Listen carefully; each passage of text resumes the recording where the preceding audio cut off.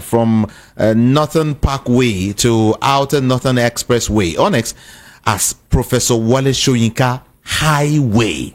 Of course, the special advisor to the president on information and strategy, Bayo Onanuga, made this known in his Twitter handle.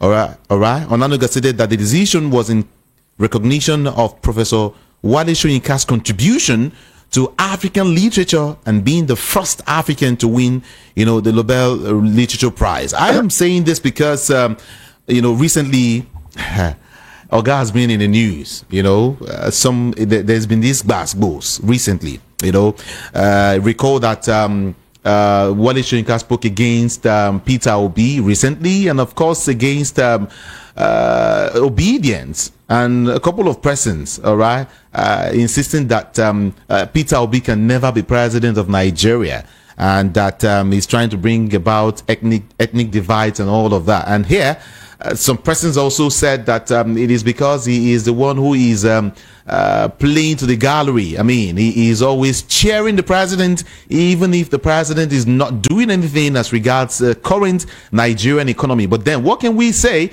now that we hear that he has actually named the certain road, after, Wale Soyinka, that Tinubu, the president, has named an Abuja highway after Wale Soyinka. I just want to drop this information for you. I don't know if my analyst will want to say something as regards this. Well, I believe that Professor Wale Soyinka deserves to be sort of, what do they call it? Is he immortalized or remembered? Or I think it's a good thing to do that. And I think somebody should do that for Chinua Achebe as well. Yeah. You bossed oh my God. Yeah. I owe you 100,000 naira, sir. For this, in this country, we are talking about equity and fairness. Oh my God. Yes, I don't support the attack that Professor Wale Soyinka made on Peter Obi as a person or labor movement. I think as an intellectual, you should embrace every movement, every idea that comes, even if the idea eventually will be killed by positive argument or better argument, superior argument. An intellectual must be able to accept every idea and argue it out. Now, the relationship between Bola Tinubu and Wale Soyinka, you can't understand it in that unless you understand the philosophy that made a whole lot of people from different backgrounds support Moshood Abiola. Okay. That was what brought them together going into NADECO and so on. Now, but I, Yinka Ibidoni, still do not believe that the president won the election free and fair. Okay. Nevertheless, I have abandoned that idea in that I've said my mind. Nobody can change it. But in the current situation, I think I appreciate the courage of Bola Ahmed Tinubu to fire on and implement a revolution in the socio-economic lexicon of Nigeria. I think a lot of persons would want to give a thumbs up to the statement you made.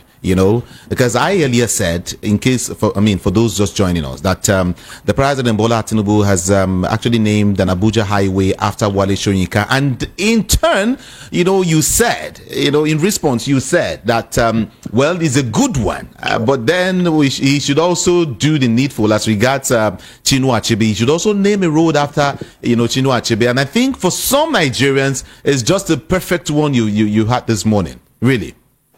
Thank you. Seriously. Thank you. Because- Actually, the only literature book I've read directly and I appreciate is that of Chinua Achebe, Things Fall Apart. Things I read Fall it Apart. in secondary school.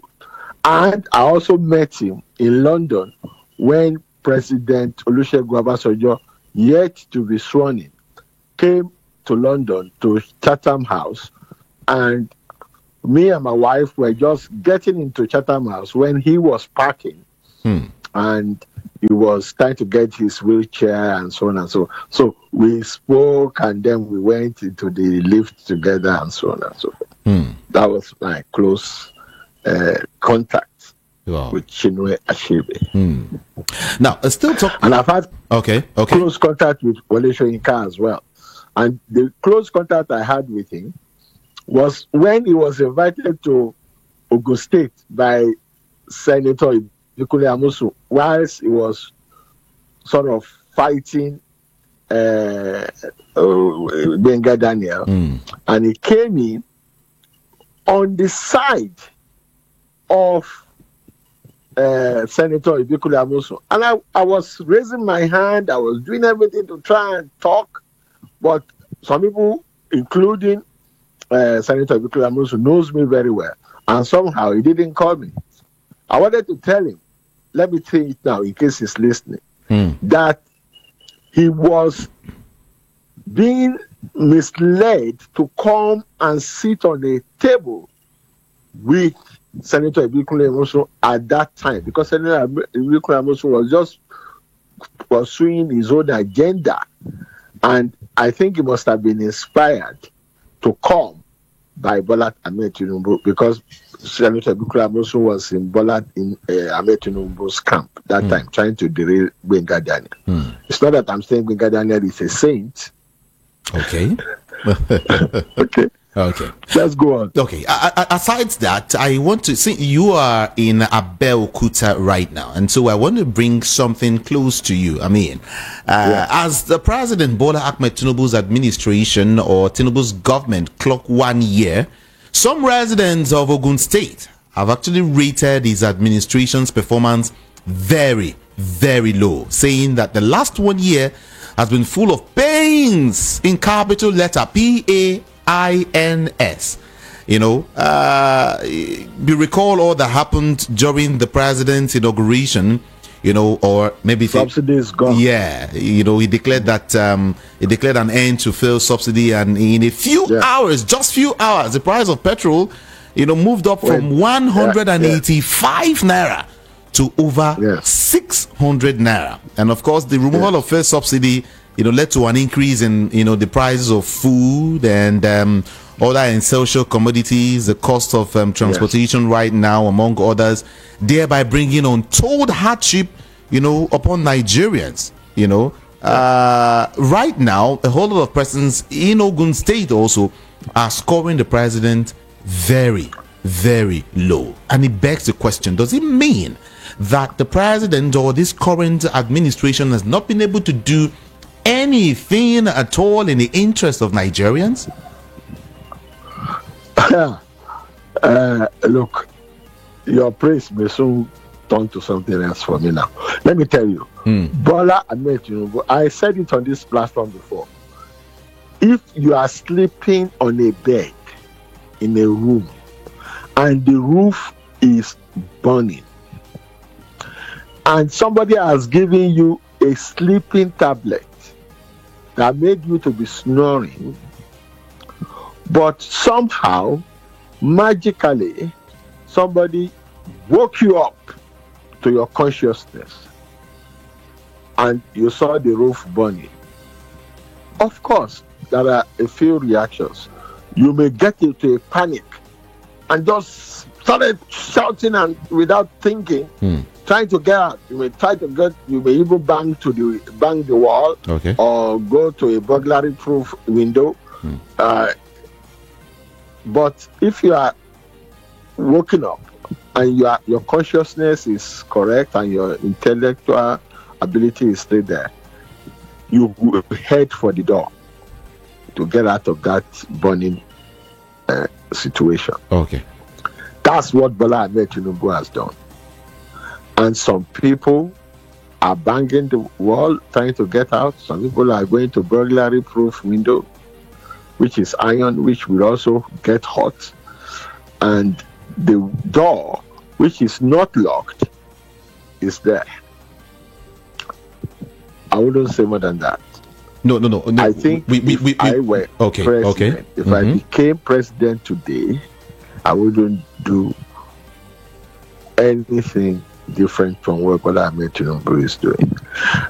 I said if I became, that's after I've become president. How he became president, I will never do it. I will never go that way to become a president. Okay. But after being a president, everything he has done, I will do. And I hope he continues to do it. This is what Nigerians are saying. Absorbed. This is what Nigerians are saying. That the economy. Sorry? This is what Nigerians are saying. Can you hear me? Nigerians are saying. Are you there? Hello? Yeah. Can you hear me? Are you still there? Yes, I can hear you. What Nigerians are saying is that they are not. Okay, some persons are not completely against the removal of fuel subsidy. But some persons, a whole lot of Nigerians are all against the fact that the economy is biting so hard, and that the government has not been able to do anything about it. It's like no one has a solution to the myriads, of challenges bedeviling the country. That's what it looks like for so many Nigerians. Once you are sick, almost dying, and you go to the hospital, the doctor will have to give you injection. He will only tell you are going to feel some pain, some pinch. He won't say, I'm sorry, I'm going to pinch you, because it's what is interested in is saving your life. So if after giving you the pinch, you say, if you're a child, you cry. They put a cotton wool and so on, and after some time, maybe you sleep and then you get well. Nigeria will be well if Bola Tinubu does not derail.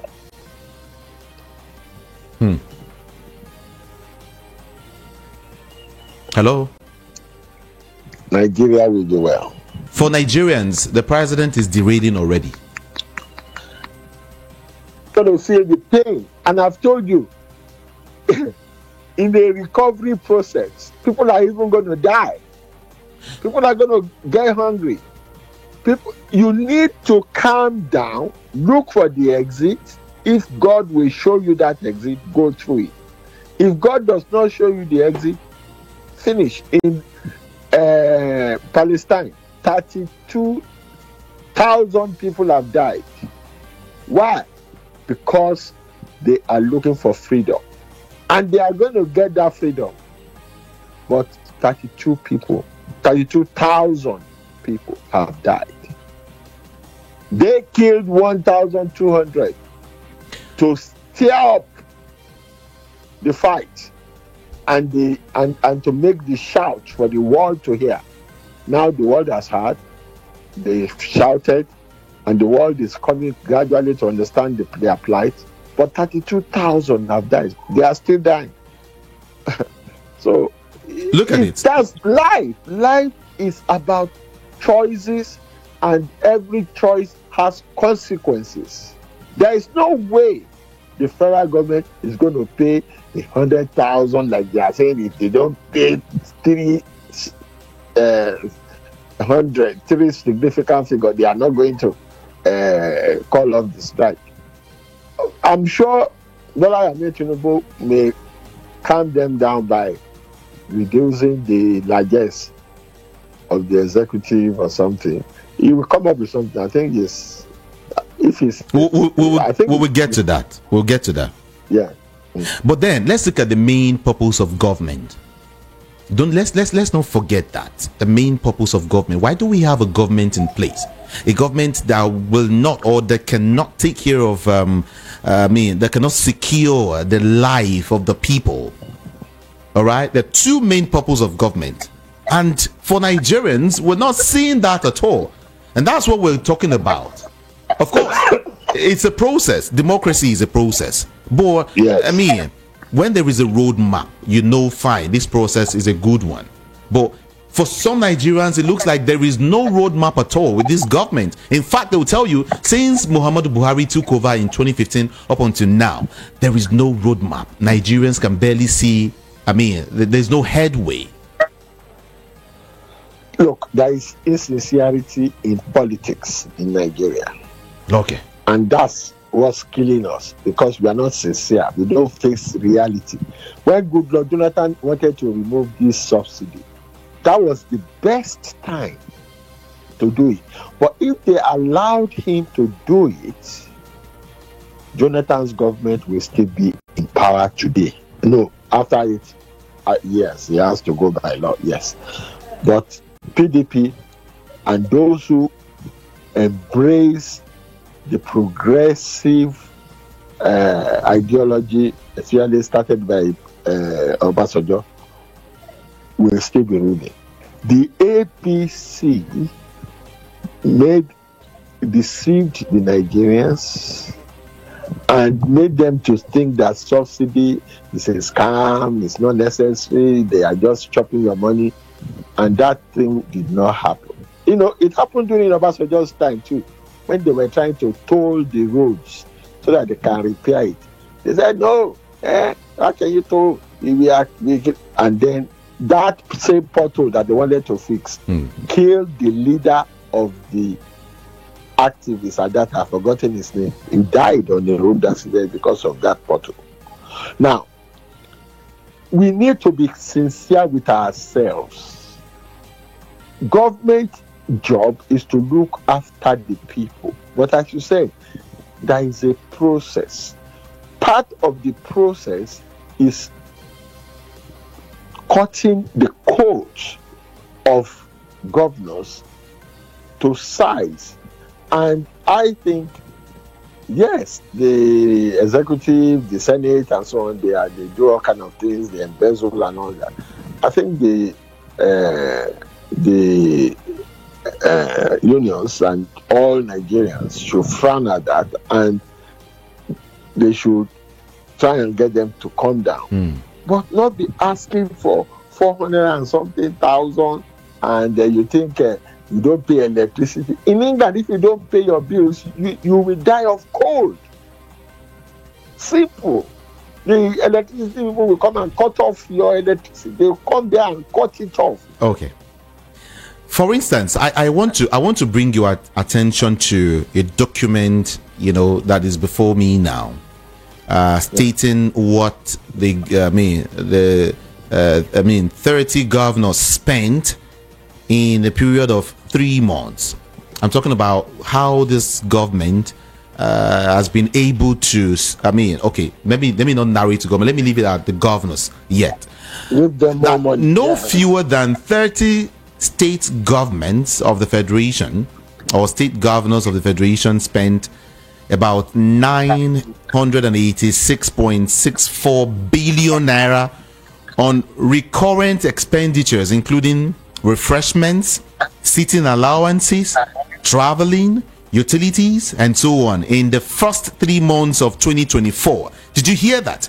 986.64 billion naira on refreshment, sitting allowances, on traveling, and of course utilities. And now you were talking about what Labour is requesting for. There's a lot to discuss here, but I just want to narrow it to a particular angle. People want to believe that that the country has enough money to cater to the needs of its people. Government, federal government, state governments, and local governments, they all have money to at least make an average Nigerian smile. But what do we see? Nothing. It's like the government is just nowhere. The only thing we hear is embezzlement almost every day. I recall what Femi Falana SAN said recently, how this particular government have embezzled so much in just 1 year. And you want to say that, hey, it's not possible to pay a certain amount of minimum wage? Due date. They are embezzling. The people knew that these people are thieves. Let me call them that. Sorry, I'm on air, but they know.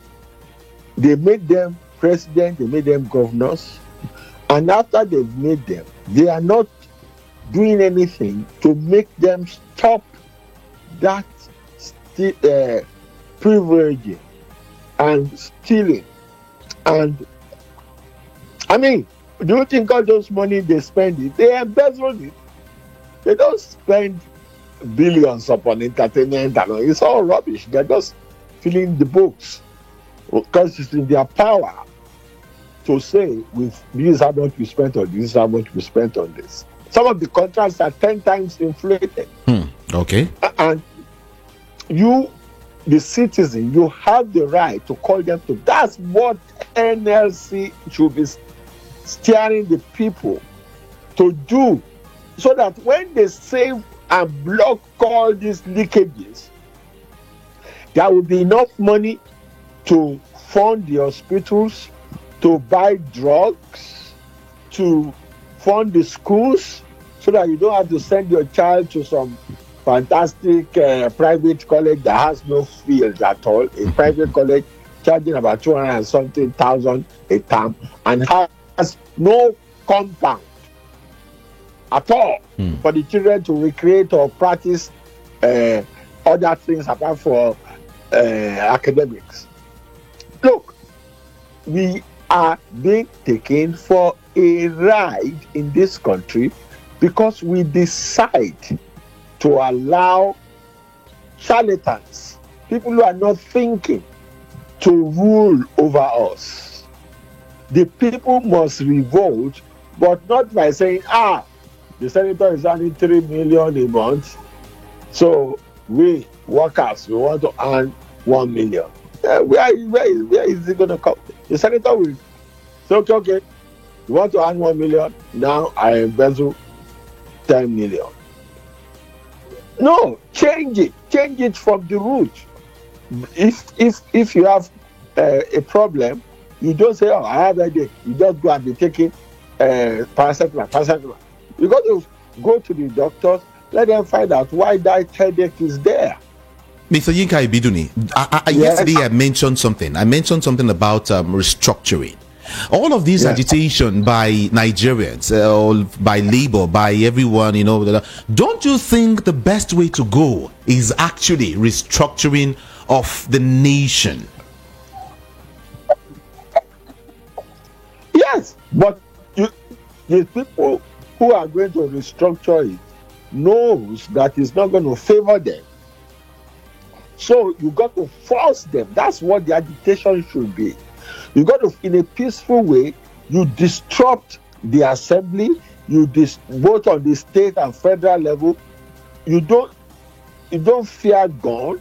In Iran, when the Shah was going to be overthrown, the people were coming. Iran, the Shah deployed military people, tanks and so on. The tanks were coming to the people were coming. We saw it on television, And because the people insisted and persevered, and were not afraid of tanks, the tanks turned back and led the people to the palace, to the Shah's palace. That's how the first revolution, led by Ayatollah Khomeini, happened. The Tiananmen Square, the same thing could have happened, except that these are crazy people who are bent on authoritarianism, and still it changed them to some extent, even though they continued with the authoritarian ways and so on. But that particular action changed the Chinese system to date. And the tanks, they killed people, but how many people have been killed by inflation, by lack of drugs, by allowing all these rogues to continue to be in power. Look, there is only one life, and there is only one system of dealing with life. That is truth and standing up for the truth. Now, there are so many versions of it. That's why they say left, right, but all governors are supposed to look for the good of their people. If they don't look for the good of their people, they continue to be troubled, both by God and by men. I want to give everyone this breakdown. In case you're listening, I just want to give you this breakdown, all right? Just a little bit of information as regards this particular information I'm talking about. Now, the state's budget implementation reports, which are obtained, from Open Nigerian States, a certain website, supported by Budget, that acts as a repository for public budget data, were actually analyzed. Now, for the first 3 quarters of the year, that is this year, it was examined that the data from 36 states, that is the data for 6 states, was not available. Benue, Imo, Niger, Rivers, Sokoto, and of course Yobe State, were the ones without first quarter 2024 data. Now, a breakdown showed that the 30-state government spent 5.1 billion naira on refreshments for guests and about 4.67 billion naira on seating allowances, to government officials, and of course 34.63 billion naira on local and foreign travel expenses, and another 5.64 billion naira on utility bills, amounting to 50.02 billion naira in the first 3 months of 2024. And of course, the general utilities include electricity, internet, telephone charges, water, rates, and sewage discharges, and of course, among others. Now, the sub-nationals also paid 405.77 billion naira as salaries to their workers. Did you hear that? The sub-nationals also paid 405.77 billion naira as salaries to their workers. Now, one would wonder how these monies are being spent. How they even get this money to dole out in this form. And you want to tell Nigerians, because a whole lot of persons are listening to you right now, will tell Nigerians that there is no money in this country. Again, I want to ask, and that labor should not push forward to ask for what they want to ask for? I did not say there is no money in this country. Okay. What I said is that the money in this country is not being used properly.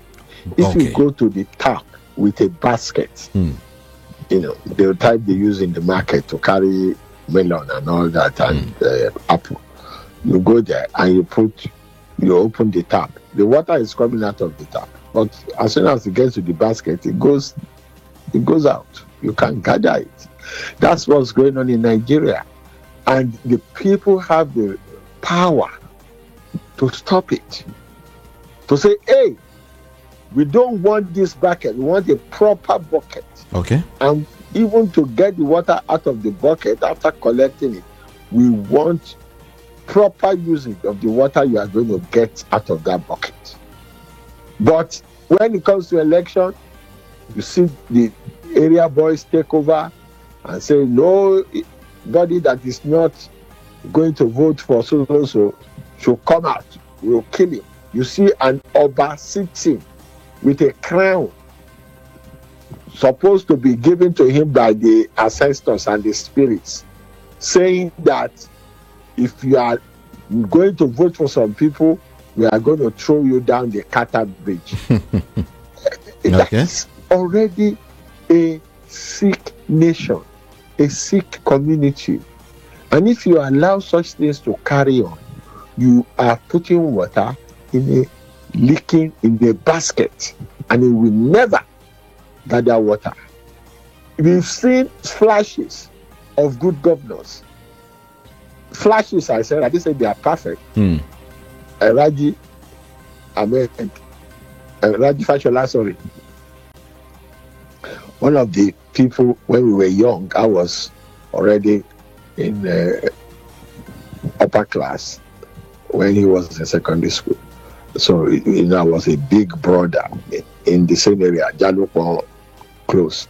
The sister was my friend, the big sister. So, look, what I'm telling you is that if you are brought up properly, if you are determined, if you have intelligence and you have power, you'll be able to use it well. Okay. I think, in my heart of hearts, Bola Ahmed Tinubu is a revolutionary at heart, but decided to give what it takes to Nigeria to become president, and he became a president, and he, having become a president, he understood exactly everything going on, and he knew exactly what he wants to do and what legacy he wants to give.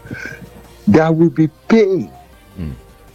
That roof will collapse on some people. Some people will not be able to find the door.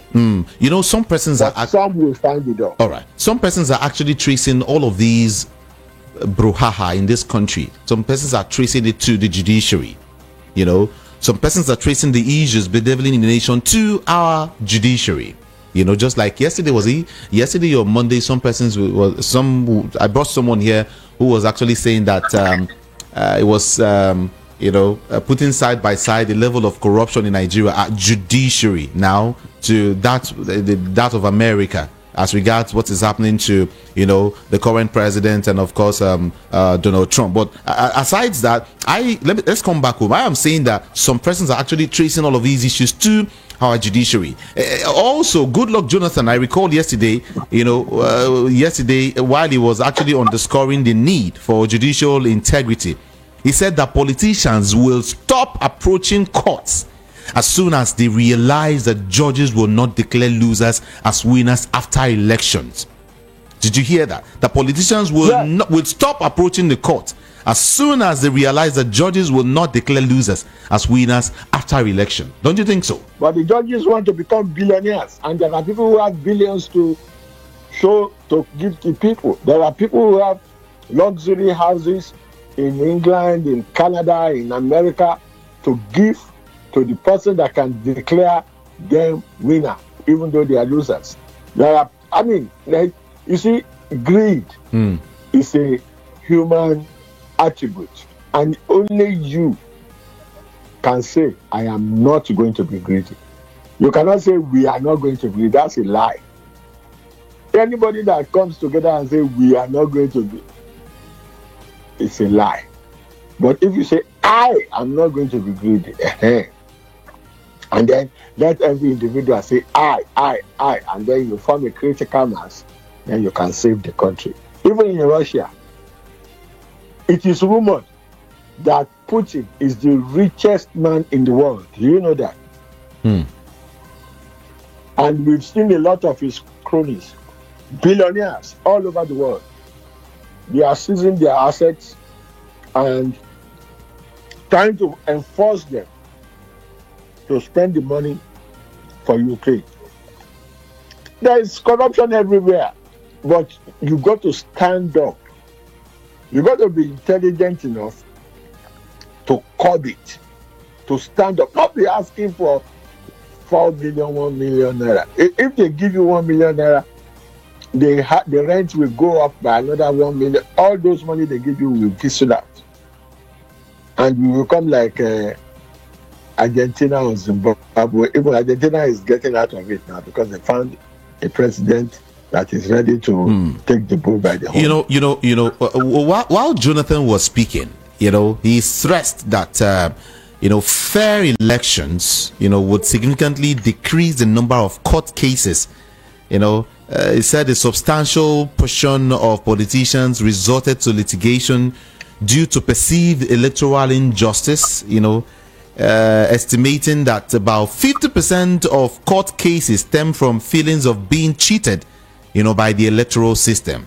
In quote, he said, "My thinking is that 50% of those who go to court because they felt they were cheated by the electoral management system and that they said they were rigged out, that's why." But then I'm only saying that our problem in this country can also be traced to the judiciary aside INEC. Okay, but then let me quickly leave that issue because of our time, and let's also quickly talk about the labor before I let you go. Of course, with the information I have right now, the Trade Union Congress and the TUC has vowed to reject little addition to the 60,000 naira new minimum wage offered by the Nigerian government. That if the Nigerian government is adding anything little to 60k, that they will not. They would not accept it. According to Sifo, who is the TUC president, he said, in quote, "We also told them that it is not what will get to the table, and you start adding 1 naira, 2 naira, 3,000, as you were doing, and we got some good guarantees here." And he went on to say a couple of things, but then they would not accept anything little. Maybe they would accept 40,000 naira addition to that 60,000 naira. Now, in your own opinion, what do you think these guys should be dragging for right now? Look, let me tell you, I am an employer, and if the federal government should agree, even 60,000, it's going to be difficult for me to pay the minimum wage on my farm. I won't be able to pay it. And they did so many other people. And if they are going to even try or attempt to pay, the prices of things is going to go up. I think what I will support is the idea of the government pruning their expenditure. They should tell us by how much percentage they are going to prune their expenditure, and in which areas, and those money saved, they should tell us how they are going to plunge it. We need good schools. We need hospitals. We need to stop the brain drain and equip our hospitals and ensure that when you are sick, you can go to the hospital and be treated. I have a friend who has diabetes, and she has crisis, and we spent over 200,000 in 1 week just to buy medicine. Okay. Now, I am from England, and I collect medicine every 2 months, worth over 200,000 free. So, if you can get the government to become socially aware, establish natural insurance, like all this eco health, eco and so on. Can that be obtainable in Nigeria? Sorry? Can that be obtainable in Nigeria? Why not? All those money they are stealing and embezzling, that's what they should be using it for. And when you get your payroll, the amount of tax you've paid towards this health insurance and social security will be shown, so that when you go and collect, if you lose your job and you go and collect the dough for maybe 2 weeks, 3 weeks, or 6 weeks that you are unemployed, you are not being gifted. You are just collecting the money you saved as an insurance in case you lose your job. And if the investors, what do you call it, they have a name for them, the people who are investing your insurance, if they are sincere and they do it properly, the insurance money will be growing. All right. And even people can even borrow people. You can go into the general commercial sector, and people can borrow it to run businesses, and you not have all this 30% interest and 40% interest that banks are charging. Here is a twist to it. Organized labor may settle for 100,000 naira minimum wage as the tripartite committee on national minimum wage commence daily meetings for the 5 days to reach a consensus. Multiple sources in the labor movement told us that the union leaders were willing to review their demand from 494,000 naira to 100,000 naira following the criticism and controversy that trailed their proposal, which was considered outrageous and unrealistic. So they're bringing it down to 100,000 naira. Now, is it that they won't get it, or the federal government will not be able to pay that every month? Is it too big? Number one, or you say the government is broke, as we always hear. The employees of the federal government are not the only people.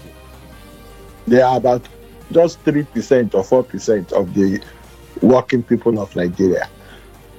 Giving 100,000 as minimum wage will collapse 95% of the businesses in Nigeria. Really? And that will make a lot of people unemployed, cashless, and unable to feed themselves, which defeats the purpose for which they claim to go on strike.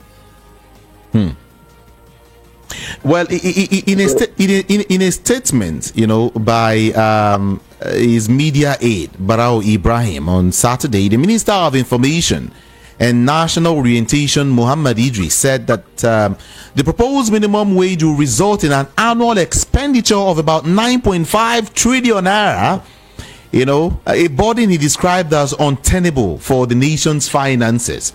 9.5 trillion naira annually will be going out from the government coffers to the workers, and according to Muhammad Idris, he said it's too much. It's too much. Yeah. It's too much. It's too much, but they themselves, the executive and the legislators and everything, should stop spending too much money. The judiciary has just been given 300% increment. That's rubbish. If you are going to give 200% to the judiciary, then you have to be able to pay 100,000, because the minimum wage was 30,000. So 300%, that's almost 90 to 100. But all that is just talk. The reality is the executive has to prune down their earnings. The system of government too has to be changed. Why do we need 100 and something senators and 300 and something members of the House of Reps? Okay. We don't need that. What do they do? Do you know that nobody is even talking about the private sector here? It's the private sector that I'm concerned about. I'm not concerned about the NLC and TUC. In fact, I don't like them. But as far as the private sector is concerned, so many businesses will close down. And all the money they will pay to the government workers will be spent, because the services will escalate, the price of goods will escalate even more, unless the government can produce the food, and the government can't. Okay, if you also look at it, here is what that is. Finally, before I let you go, the managing director of financial derivatives company, Mr. Bismarck Rilwan, he urged the Nigerian Labour Congress to reconsider his stance on benchmarking the minimum wage demand on dollar exchange rate, saying that it will result in massive job layoffs, especially among the private sector operators, who are the major employers of labor. Don't you think so? Or what is your opinion here? That's what I've been saying. The federal government and the state government and local government put together employs about 4% of the workers of this country. The rest, 96%, work under private labor. Those women you see in the market, they are major bread earners in their families, and so on and so forth. So, I don't think labor can fight for the masses in terms of wage increase. That's for their own private thing, which is just at the best 3% or 4% of Nigerian workers. So I think the cost of governors should be brought down. More facilities should be provided. Okay. Like good schools, health services. You can go to the hospital. What's the point in earning 200,000 and then you are sick? You go to the hospital. By the time you buy the drugs, do all the tests and so you spend the 300,000 just on your sickness alone. Of what use is that? When I go to the hospital, I don't go often. If I ever have to use any drug, I just go to the chemist and give them the doctor's prescription and collect. If I'm going to pay anything, very little. So what's the point? Oh. We need good governors. We need good services. That's how the government will look after the people, by providing those services. When I was young, I had glaucoma. I was going to General Hospital. They will give me medicine. I will go to the dispensary. I'll collect it free of charge. And after some time, some people began to sell. I had a nurse there, Mama Beji, who immediately will reserve for me my medicine because she thought I was so young I cannot be losing my sight. And she will give me free medicine if I can't get it from the All right. dispensary. Now, where does that happen? Anywhere in Nigeria now. Give people good care, good medicine, good schools. Let their children be able to go to school. I went to Merivale School with Jimmy Disu and all these other people that come from affluent families. There was sometimes I have no money. And I will still beat them in class. But now, if you come from a very poor background like I did, you have to go to all these Jakonde schools. Let me use the name Jakonde. All these ordinary schools to send your children to. And then they don't have good teachers. The teachers are selling and bringing all kind of wares into the school to market for themselves. And you need to change the attitude of governors. That is how you get peace. All right. Get those areas. Sorry, Mr. Yinka Biduni, because of our time, I want to ask what you want Nigerians to do, or how to engage Nigerians at this point in time. Now that the economy, like I will always say, is not smiling, Nigerians are asking for food, asking for electricity, asking for almost everything. They should engage their governors, their chairmen, and the security for the police in a peaceful resistance. Peaceful? Giving them peaceful resistance. Never mind what they do to them. They can water shot them or even shoot them with rubber bullet. They can't shoot everybody with rubber bullet. But there must be not this NLC, and they should organize it in the morning before going to work. Make sure they disturb them on the road.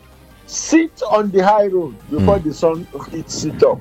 Sit there and make sure no car. Anyway, I'm an old man. I won't be able to participate. It's all right. It's all right. Thank you so very much, Mr. Yinka Ibiduni, for talking to us this afternoon. Thank you. Do have a beautiful day today. And you too. Thank you. Too. All right. God bless you. All right, everyone, information here reaching me says, let me take you to Kaduna right now. Kaduna is hot. Hi. Kaduna State House of Assembly has recommended that the immediate past governor of the state, Malam Nasir El-Rufai, be prosecuted for alleged abuse of office and, of course, money laundering in his administration. Yes.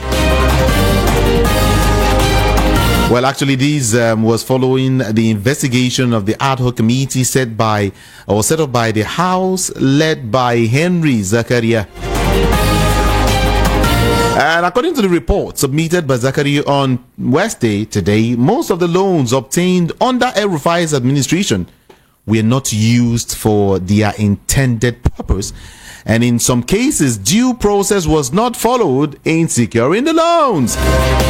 The committee therefore recommended the investigation and prosecution of the ex-governor and some other indicted members of his cabinet by security and anti-corruption agencies for abuse of office through the award of contracts without due process, diversion of public funds, and, of course, money laundering.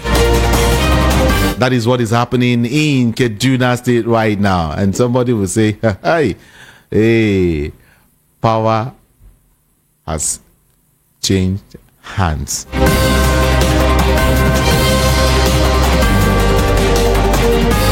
All right, just some few little information before I get to open up the studio lines. Let's talk about, okay, let me let you know that the Federal High Court in Lagos, today he adjourned the trial of Cubana Chief Priest to June the 25th, 2024.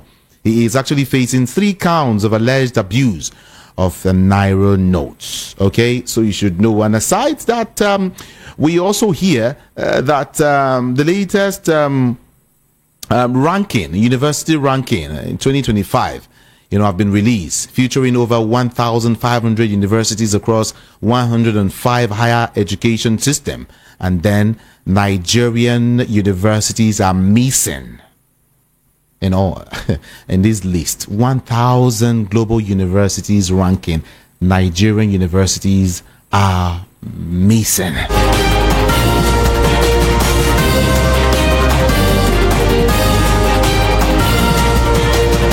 This is big wahala, seriously. Saudi Arabia's Supreme Court has called on all Muslims across the kingdom to participate in the sighting of the moon of the Arabic month. Yeah, that is from tomorrow evening. That is Thursday. The action is expected to help determine the commencement of the new and last month, of the Hijr, and also the day the festival falls on. That is the Islamic calendar. Okay. I want to quickly open up the studio lines now. A whole lot of persons have been calling. Several messages popping in. Let me open up the studio lines and get your views, your comments, your opinion, your query, everything. But if only you help me keep it very, very civil. 0700 903 903 903 is the number to call. 0700 903 903 903. WhatsApp 081 717 56338. 081 717 56338. Move away from your radio set or turn down the volume.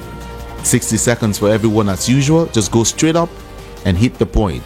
Thank you so very much. My name is Jude Ikami Jude. What's your name? My name is Remy. Welcome, Remy. Good afternoon, Jude. Good afternoon. I wish your guest was still online. I have so many questions to ask him.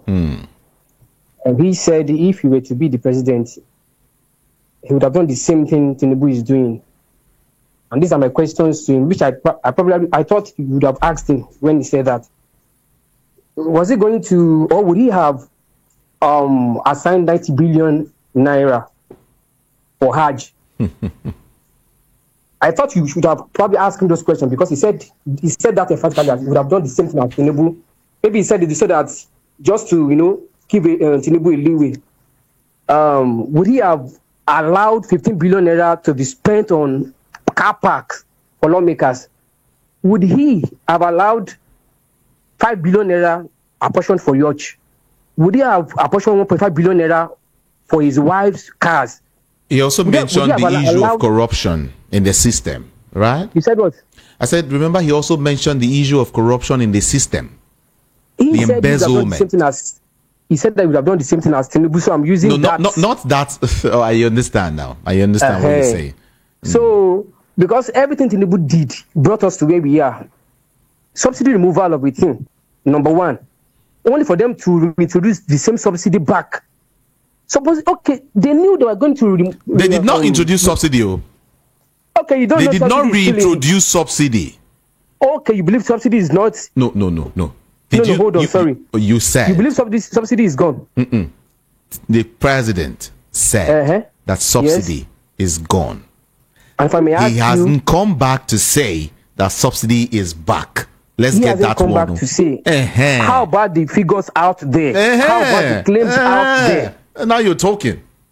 And I'm asking you too, is spokesperson, the presidents, are they not telling us they are paying a certain amount of money for subsidy? Who is the presidency? Who is the head of the presidency? Is it me or you? As well. I'm asking as well to see, you're trying to like play the devil's advocate. No. I did follow chop the money. The presidency is done from the president, Abi. And they're telling us they're paying a certain amount of money as subsidy as we speak. Since they knew they are going to pay subsidy later on, why did he utter that statement that led us to where we are today? There is a precedent of that same subsidy removal under Buhari in 2016. And the moment he did that, we experienced recession instantly in 2016. So Buhari had to bring it back. He brought subsidy back. So there is a precedent already.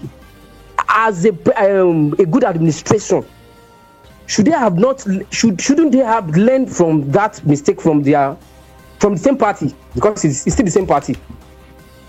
So whatever we are experiencing today is brought upon us by this present administration. The subsidy of a thing, insecurity of a thing, devaluation of naira. As we speak today, we have states whereby terrorists are collecting levy from farmers.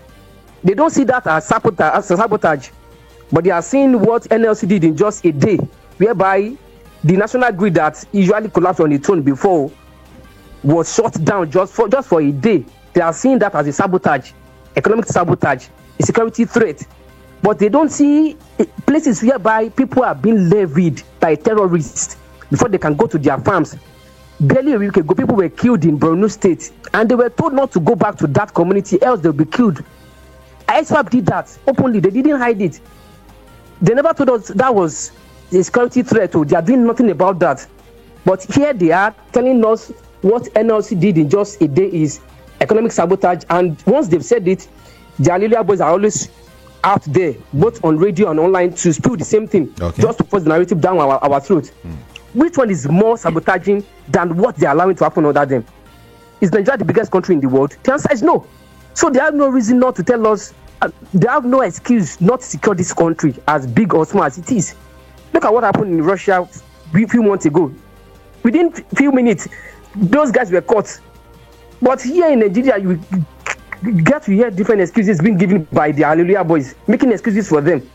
Why were you selected, not even elected? In the first place, you said you were the most best person in the world. You got the job only for you to take us back to like 20 or 30 years back. Look at the way things are in the country. All right. To feed on daily basis is something else. That's all. At times you can't even leave your apartment because people will come to you and beg. How much do you are going to give to people coming to you to beg? Good afternoon. Thank you. Good afternoon. I think better put, you should have said political Hallelujah boys. That one is clear. Okay? It's all right. It's all right. Thank you. Good afternoon. Hello, good afternoon. Good afternoon to you. Hello, good afternoon. Good afternoon. This is Mr. Tony from Kaduna. Welcome. Please don't ask me about what is happening Why won't I ask you? The House of Assembly stuff, because I don't do politics. So that should be put aside. Okay. Yes. Okay. Today. Now there is your last caller said some things that I've said before, and in fact I love the extreme end of what he spoke about what we here are facing in the north. People being murdered, people being slaughtered, people being killed in their own farmlands. A non-state actor will threaten set of people that they should not go back to their land. The federal government, as I said, did not see that as a security threat. They didn't see it as economic sabotage. No. It is what NLC did for just 1 or 2 days. Now, there is something I want to say. I hope you will get a Hausa person that will interpret this. It is called, what we are facing in this country is called Kabilanchi. This is my own person. Things should not be exposed that they are bad. When Buhari was president of this country, if you go to the north, if you were in the north, nobody, no northerner will ever agree that things are bad. They never spoke ill. Oh, yes, I'm in the north and I'm telling you this.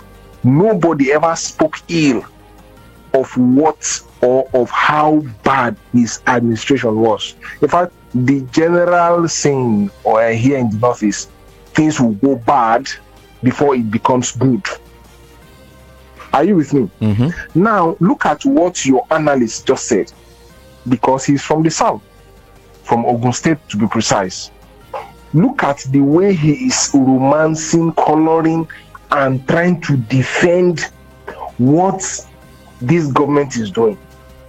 My dear, if we as citizens will get good things, we'll have to face, we'll have to stand up and forget about tribe. And you know something? There is something that is so funny about this country.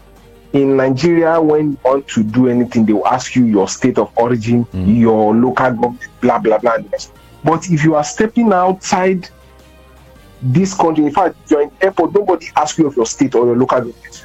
I don't know if you're aware of that. If you want to go out, nobody asks you that. You are a Nigerian. But, excuse me, why is it that here in this country, we have put it in such a way that this is my own person? And I can bet you, if an Igbo president today, the Southeast will never see anything wrong with what he is doing. And that is what is killing the country. I just hope that we shift our eyes away from all this. Now, I said something yesterday when I called. I think I should be the second to the last, or the third to the last person that called you yesterday on your program. And I said something. I said, mark my words, that if, and I said, mark the word if labor union decide to relax or pull off their feet from the pedal, that was the language I used yesterday. If they should do that in the name of the government will do something, they have lost it. And your guest said it, that when you were asking if 100,000 is a good something for, look at what he was saying. He agreed that the government is spending flamboyantly, but he don't want to agree that that money is good enough for the Nigerian workers, for the workers of this country. All right. You can see how funny, let me use the word, you can see how funny Nigerians are. When it is my person here, nothing bad. When it is not my person, we shout to the high heavens. Just like the so-called political hallelujah voice that you just said. It's all right. What part of Kaduna are you calling from? Really? I am in Zaria, but I am always all around Kaduna here. So I'm always in the Kaduna town. I'm in Zaria. Okay. And in fact, I walk around. Probably by next week, I should be in Lagos, hopefully. Okay. Yes, I should be in Lagos because I'm into construction, so I have something to come and do over there in Lagos. No wahala. I will, in fact, one person that I would like to see is Cordelia, who is anchoring your morning show. I would love to see her if I am privileged to do that. It's okay. Because there are so many things that she talk about that. In fact, when Rufai Hussaini give his analysis, I always enjoy them. But there is something that they always do. They hardly talk about insecurity in the north, although it is not supposed to be their fault. It is what the papers are bringing out. That is to tell you how sentimental even the press can be when it comes to reporting what is happening all over the country. Let's leave that. Let's not drag into that for now. Okay. Okay, yeah. Okay, it's fine. It's okay. We are talking about the matters. I just hope that we get it right in this country. Thank you, and God bless you. Bless you too. Appreciate your call. Good afternoon to you. Good afternoon, Jude. It's Tammy Jude. Good afternoon. Bless you. It is me, Peter. I'm calling from Abanoja. Let's go. First of all, I want to talk about the news, one of the information you gave on the news right. concerning universities in the world, that none of our Nigerian universities appeared in the 1,000 ratings. You see, what I'm trying to say here is that NANS, the leadership of NANS and of course ASU, should take note of this. They should not be blaming the government every time. Especially ASU. They should take note of this. You understand? It is very annoying and very shameful to them, not even to the federal government. That's that. Then, on the collapse of the national grid, yes, before now it has been collapsing, and nobody has said anything, probably due to tactical errors, professional errors. But this time around, it was deliberately collapsed by NUEE, that is National Union of Electricity Employees. You know, just like in the military, especially in the army, and of course, the police. You know, once you go on strike, you know, it is seen as mutiny. So in my own opinion, the NUEE leadership should be cast for mutiny accordingly. For mutiny. I mean, military does not go on strike just like that, and the army. So we talk about the other essential services like medical, law, and then the rest, you know. But these three institutions I've mentioned, especially the military, the police, the security agencies, and then, of course, electricity employees who go on strike. Example was the time of Ibrahim Babangida. You know, when such a thing happened, we know what happened to the path of NEPA at that point in time. Many of them were sent to jail. Many of them were dismissed.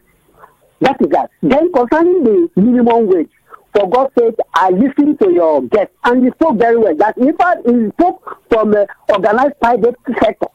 You understand? Because whenever we are talking about, we talk about the tripartite, there is the government, NLC, TUC, and of course, organized private sector. But we don't talk about the masses, the market women that these things fall upon. So what I'm trying to say is that the government should make it between 65 and 70,000 naira. Let people come against me and say I'm not saying the right thing. That should be 120 or even more. It's okay. That even so, let it go. But thank you, Peter. Because it will affect many of us. But the only problem is that the government should open borders. So I've been saying it ever since. Ever since this man took over, there is a plan to open borders so that inflationary rates will be curbed, and of course there will be enough food in the society, in the country. So that is now. Then, thank you. Lastly, we are talking about the subnationals. Look at the ratings they just brought out. That is their spending. You know, we Nigerians should concentrate on the subnational, the state government. There are people who are hindering the progress of Nigeria, not even the federal government, as it were.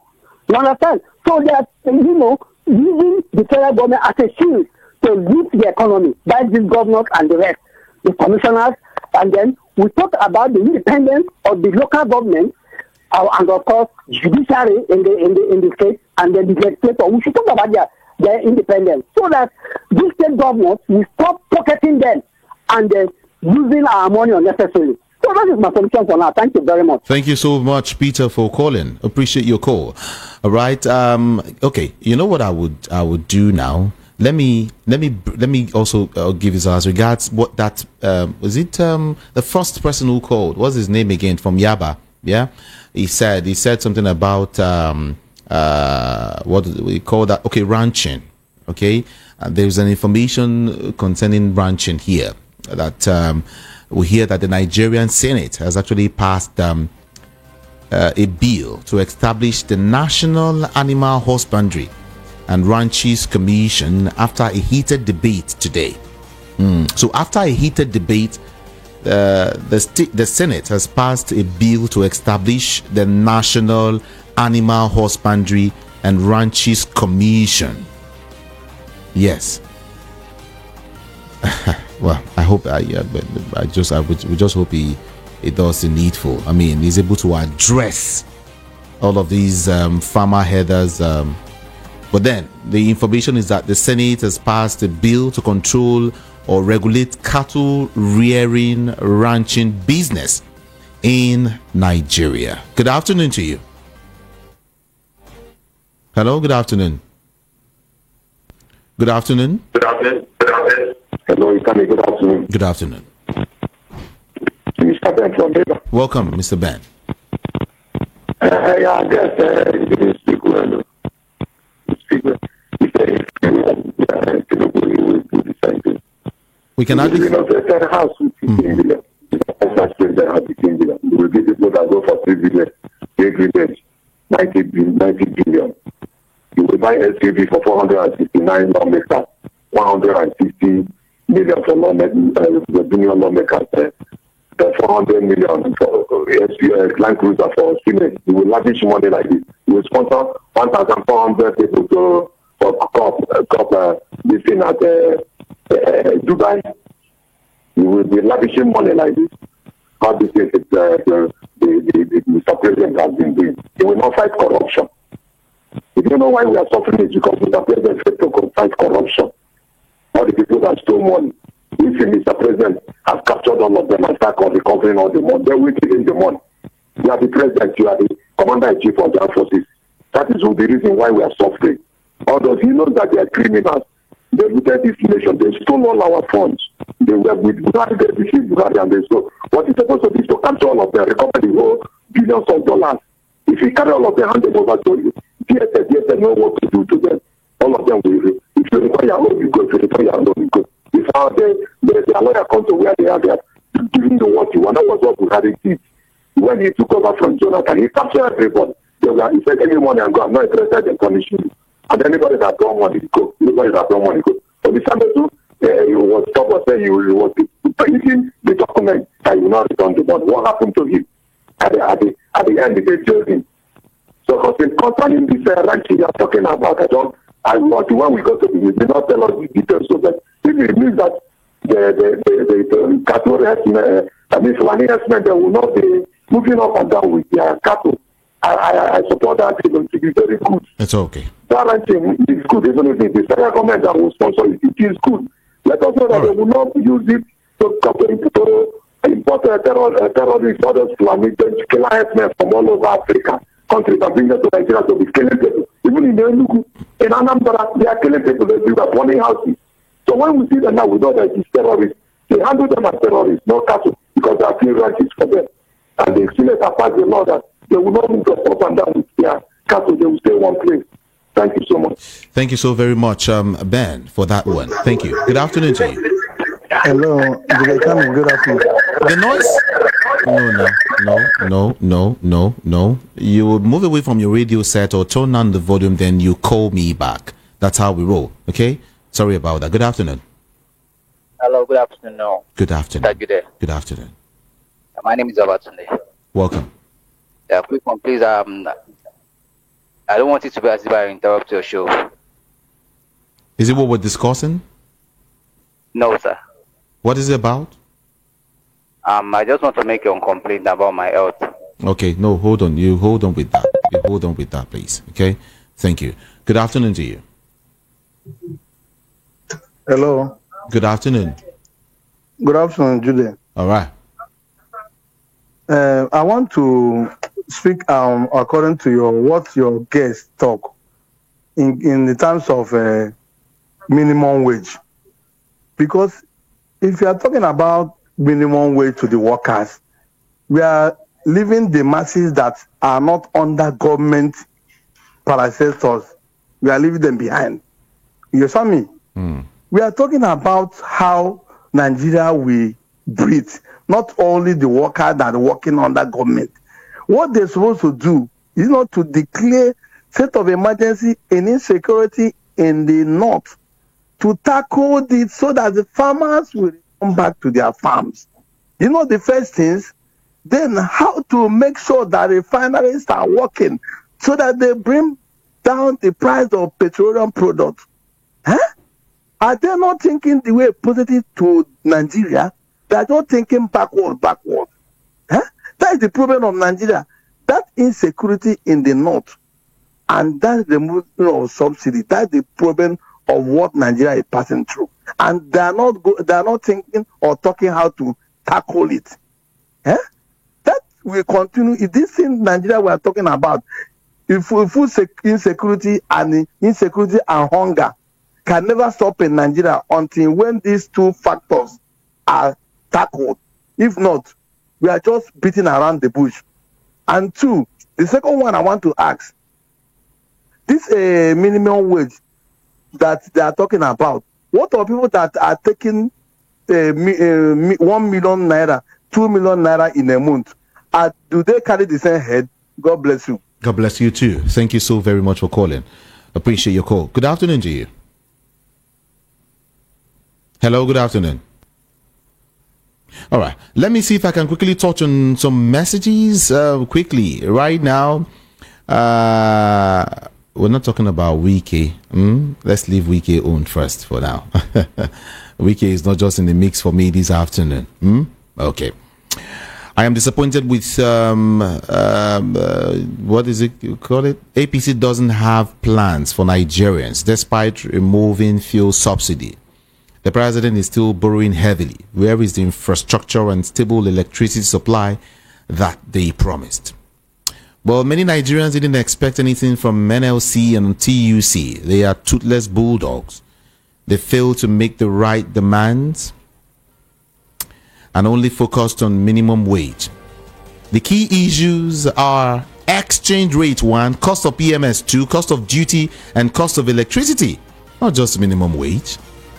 Olushoga Ajayi from Odunlaikorodu sent in that message. Thank you so very much. I am very sad after listening to your guest on your program this afternoon, and I hope his children are listening too. Yes, they are listening too. I hope you're not getting him wrong though. And as for Wole Soyinka, it's just confirmed that he is a supporter of Tinubu, and the old one doesn't want the young to grow. Okay. Do you know that the leadership we have on standby with their jets? If Shakala busts today, okay. Are the leaderships aware that the people are upset with them, but does that trigger weaponized poverty? What will Nigerians do with oh God, the looting and the stealing has gone beyond the measures now, but what will Nigerians do now instead of sitting at home? What do they do is a big question. Nigeria is bleeding badly, and talking alone can never bring cure. What's your name? You sent in that without a name. It's okay. Wilfred from Surulere has this to say. It said minimum wage should be at least 1 million for single. No. I think you're repeating this thing too much, and I don't like it. Good afternoon, Professor Wole Soyinka. You have achieved much academically and in some other areas, but naming a road in Abuja after him is based on tribalism and Tinubu's relationship with him. Note, so many people from different parts of Nigeria took part in the Nadeko struggle, but only Yorubas are remembered for it. Professor Humphrey Nwosu and so many others are never mentioned. My name is Engineer Happy. Okay, thank you so very much. Let's do more calls quickly. Good afternoon. Hello, good afternoon. I really don't have time for this. The number to call is 0700 903 903 903. All right? Yeah, that's the number to call. 0700 903 903 903. Wilfred, you've come, Abi. Does government look like people who care about the citizens? It's okay. It's okay. Good afternoon to you. Hello, good afternoon. Hello? I think you have to call back. Can you hear me? Okay, please do call back so we can hear each other. Thank you so very much. Hello, good afternoon. Good afternoon. Welcome to Matters on VOP FM. Good afternoon. Okay. Let's go here. Good afternoon to you.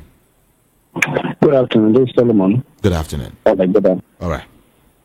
Yeah.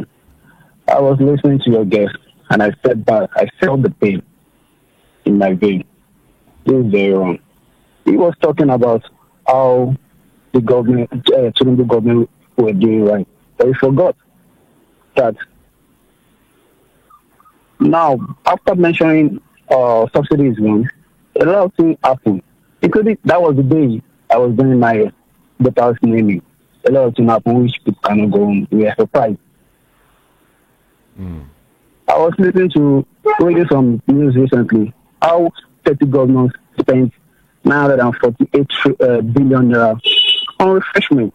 I don't think he has read something about that. Hello? Yeah, I read it. We discussed that also. Awesome. This is to tell you that his government is shambles. It's not working. This government is not working. They are here to just pack what is left and destroy the country. Before, they used to tell you that the youth are the leaders of tomorrow. I don't think every youth that is listening to me right should listen to this and say, I don't think they are the leaders. The old are still the leaders. And what they are doing is they are trying to make the youth to see that corruption can never stop in this country. Which is true. Corruption can never stop. Because most of the youth that are joining the politics also, they are still stealing. Look at Beta Edu. How old is she?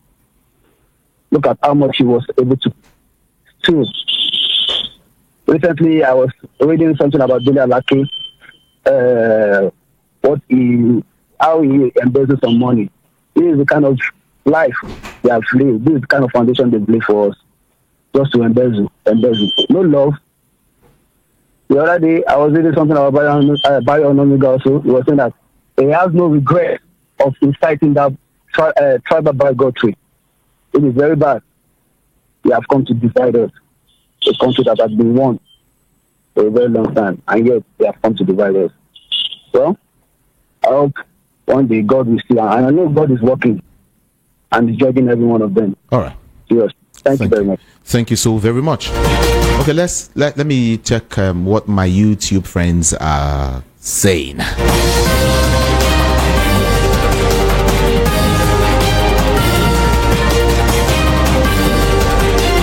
Christopher Udo is saying, Your Excellency, good luck, Ebele Jonathan.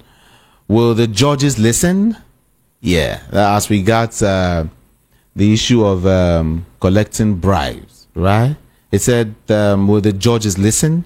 They are just like the politicians. Okay. And Itota Bright said, we are talking about Nigeria. You're referring to Russia. We always like to compare ourselves to other. Well, also always like to compare ourselves to other countries. Yes, El-Rufai. Christopher Udo says El-Rufai should be probed. And Blessing is saying, what is happening to Yahaya Bello and of course Beta Edu? And she also said that the finance minister said that they are paying subsidy. They are paying subsidy. Okay, you mean subsidy is back, Abi? Okay. If the government, okay, this one is for Peter Abi. He said, Peter, if the government is not providing for the universities, how will they run, properly? The cost of governance is too much. That is from Makachiku. Let's see who is there again. Soyinka has been settled. He will keep talking about Peter Obi. Jeff sent in that message. Okay, thank you so very much. I'll take a few more calls, then wrap things up this afternoon. Good afternoon to you. Good afternoon, Mr. Sidansi. Good afternoon. Quickly, 60 seconds. Let's go. Please, quickly, let me touch on the highway named after Professor Yosenka. I feel it's a good one, but it should be extended also to our junior HB. And secondly, talking of, I just want to look a little breakdown of this money being spent. It's a 30 states spent about 50.2 billion naira in the entertainment. Or if we want to add this money now, let's set it aside. Then plus the 35,000 from each senator. the basic salary of this senator, they said it's 35 million naira. If times the number of senators we have in that house, in that what will I call it, that their cubicle, add the number together and times it times 3 months, then attach it to this money. And somebody is telling me that they cannot pay minimum wage for 100,000 naira a month. I don't just understand what Nigeria really wants. Then they should be paying 10,000 so that people would die, because they can't see that people are dying. People cannot access education, cannot access good health center, cannot access even food, to eat food. Then come to Jude, please, I want to make this suggestion. The media has a long way to assist us, being the Nigerians. They used to say the worst form of bondage is ignorance. All these things we are saying on radio every time, talk about on radio, there are many people who don't know about all these things. In fact, I was in the midst of some guys, and they were asking me what is the essence of the strike. Why are these people going? And I looked at them. I was like, a young grown-up man from Nigeria asking what is going on in the country, a man of 30, 40, they don't even know what's happening. So the media should help and go a long way in introducing like programs, like the BOP. Right. You have a lot of viewers. You have a lot of people who tune on. Our time is fast spent because of our time. Okay. Thank you. Appreciate your call. We really have to run now. But then before I run, let me give you this information quickly. Well, this one is kind of breaking. As regards, it's closely related to what we've been discussing. Nigerian government have actually admitted fuel subsidy will go up 5.4 trillion naira this particular year.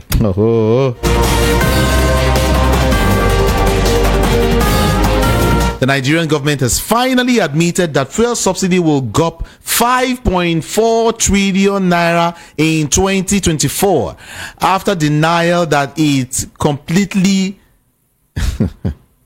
deregulated the product. Finance Minister Wale to disclose this today.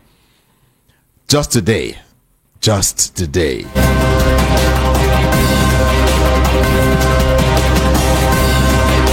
In quote, he said, at current rates, expenditure on fuel subsidy is projected to reach 5.4 trillion naira by the end of 2024. So waiting make they remove them before. Waiting they happen for this. We'll talk about this tomorrow, everyone. We'll talk about this tomorrow. So it's like we're revolving. We're just going around one circle. Hey. Oh. Okay.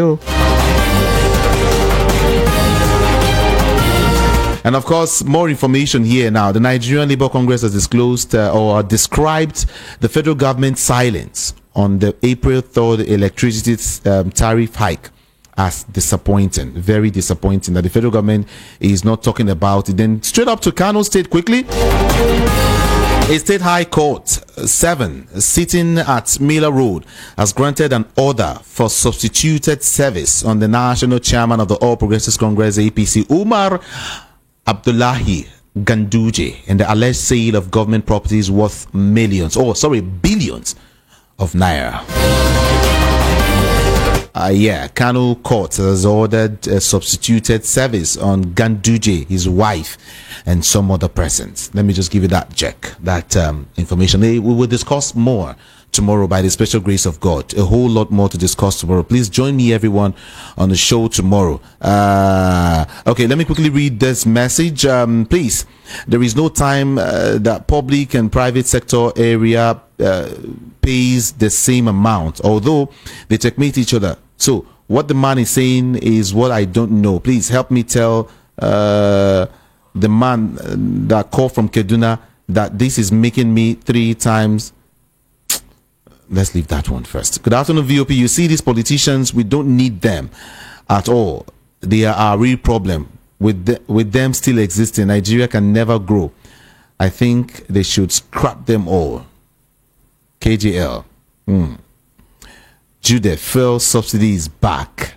Then why are they suffering the masses? AY from Mushin. Yes, now so I see my brother. We have to go, people of God. It's time to go. Thank you so very much. Let's talk more. Let's talk more tomorrow. Tomorrow by 1 p.m. I will be here. And we will talk about all of these issues back to back and back to back again. All right? My name is Jude. Ikami Jude. Love you so much. On Instagram, on Twitter, everywhere. Ikami Jude is the handle. Good afternoon, Nigeria. Dear valued listener, we believe in free speech, but with freedom comes responsibility. We like to remind you to be mindful of the power of your words and the impact they can have on others. As members of Voice of the People community, it is crucial that we foster an environment of respect as we desire a healthy discussion and diverse opinions. So, how do you contribute to a more responsible and informed dialogue? 1. Fact check before you speak.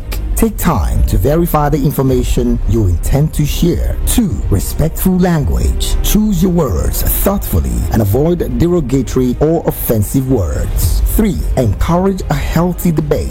4. Lead by example. As a listener, you also have a powerful voice. To be part of the conversation, the number to call is 0700 903 903 903 or send a WhatsApp message to 0700 903 9039. Words have power.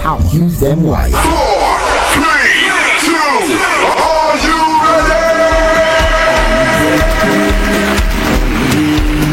ready? Ladies and gentlemen, Funhouse Time presents Dr. Walkie Talkie Laughter Lab. Date 7th July 2024. Red carpet, 4 p.m.